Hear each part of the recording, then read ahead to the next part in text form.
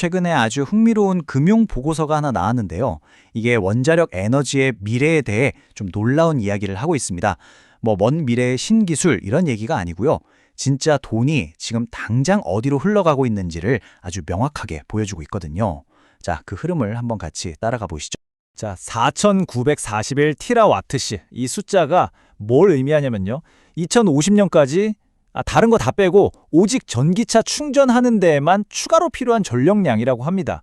이게 어느 정도냐면 지금 우리나라 1년 총 발전량을 그냥 훌쩍 뛰어넘는 정말 어마어마한 양인 거죠. 바로 여기서부터 질문이 시작되는 겁니다. 24시간 내내 돌아가야 하는 AI 데이터 센터, 또 앞으로 도로를 꽉 채울 전기차들, 그리고 첨단 제조업까지. 생각해보면 우리 세상은 정말이지 전기를 먹고 사는 거나 마찬가지거든요.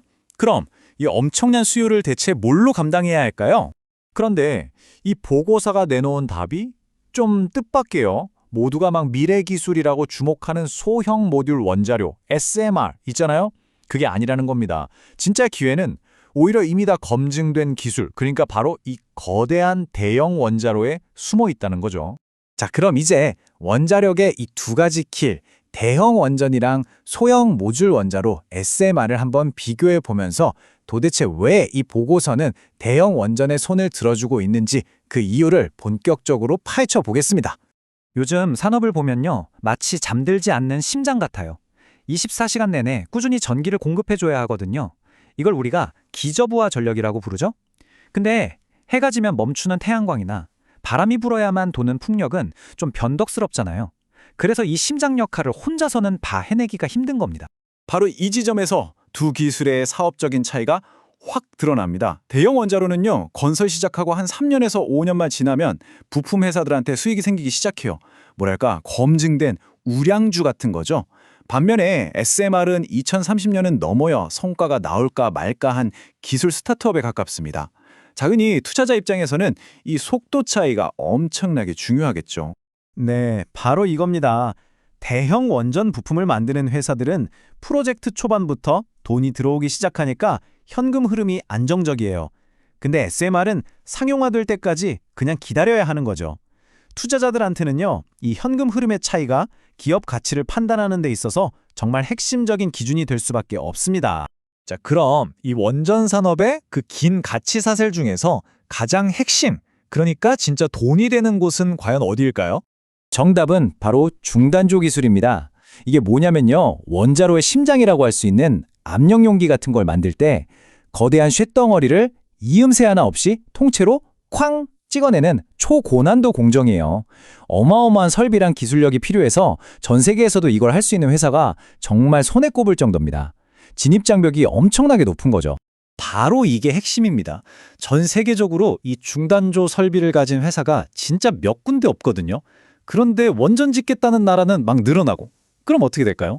그렇죠. 이 핵심 부품을 만들 수 있는 곳은 한정돼 있으니까 심각한 공급 부족, 바로 병목 현상이 생기는 겁니다. 이 표를 한번 보세요. 여기서 중국이랑 러시아는 일단 빼고 생각해야 하거든요. 그럼 서방 세계에서 기댈 수 있는 곳이 어디냐?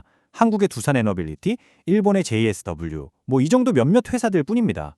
그리고 전 세계의 주문이 이 소수의 회사들한테 몰릴 수밖에 없는 그런 구조인 거죠. 그래서 이 보고서의 결론은 아주 명쾌합니다. 발전소를 운영하는 회사에 투자하는 게 아니라는 거예요. 이 공급망의 목줄을 꽉 쥐고 있는 바로 그 핵심 부품 회사에 투자하라는 겁니다. 왜냐? 이 원자력 르네상스의 열매를 가장 먼저 그리고 가장 많이 맛볼 회사들이니까요.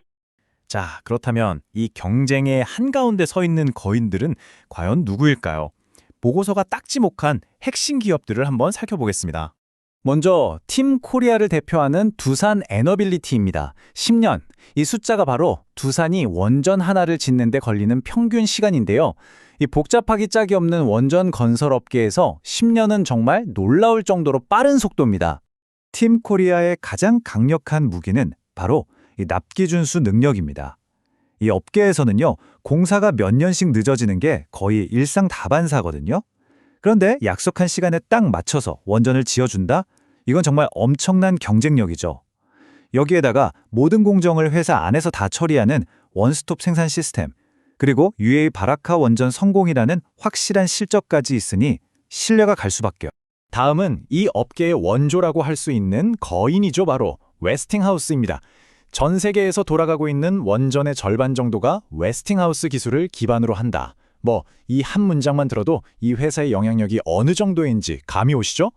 사실 한때 파산하는 아픔을 겪기도 했지만 지금 웨스팅하우스는 화려한 부활을 꿈꾸고 있습니다. 이들이 가진 독보적인 원천 기술이나 설계 인증 같은 것들은 여전히 막강한 자산이거든요. 특히 에너지 투자의 큰 손인 브룩필드, 그리고 우라늄 강자인 카메코라는 아주 든든한 파트너를 만나서 다시 시장의 중심으로 돌아오고 있는 중입니다. 근데 이런 경쟁은 단순히 몇몇 회사들만의 이야기가 아닙니다. 지금 전 세계적으로 원자력으로 돌아가자는 거대한 연쇄 반응이 일어나고 있거든요. 포란드, 체코 같은 동유럽 국가들은 물론이고요. 전통의 원전 강국인 프랑스, 심지어 후쿠시마 사고 이후에 원전을 외면했던 일본까지 지금 전 세계 주요국들이 에너지 안보랑 탄소 중립, 이 두 마리 토끼를 다 잡으려고 다시 원자력으로 돌아오고 있습니다. 이건 정말 거스를 수 없는 거대한 흐름이 시작됐다고 봐야죠. 자, 한번 정리해볼까요? AI와 전기차가 만들어낸 폭발적인 전력 수요. 이걸 감당할 핵심 부품을 만들 수 있는 것은 정말 몇 안 된다는 거. 바로 이 수요와 공급의 불균형 속에 엄청난 기회가 숨어 있는 겁니다. 그리고 그 기회의 문이 바로 지금 활짝 열리고 있다는 거죠. 수요는 폭발하는데 공급은 꽉 막혀 있는 지금. 우리는 정말로 원자력의 새로운 황금 시대 그 입구에 서 있는 걸까요? 판단은 여러분께 맡기겠습니다. 오늘 준비한 내용은 여기까지입니다.